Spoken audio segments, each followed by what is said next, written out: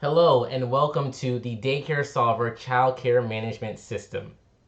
In this tutorial, we'll be covering the general navigation of the system itself in which to prepare us to input data as will be shown in other tutorials.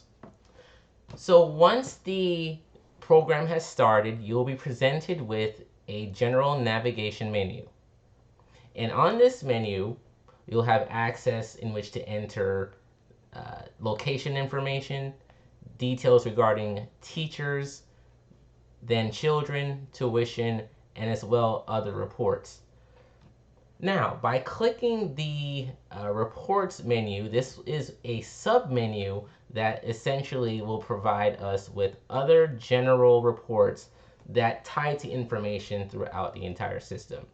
Please note that while this report menu has been presented, we have towards the bottom left the ability to revert back to our main menu. Also keep in mind that tied within the system is the ability for help. And so our entire help center is available to you right here at the bottom left. It's the help link that will divert you or take you to the help center.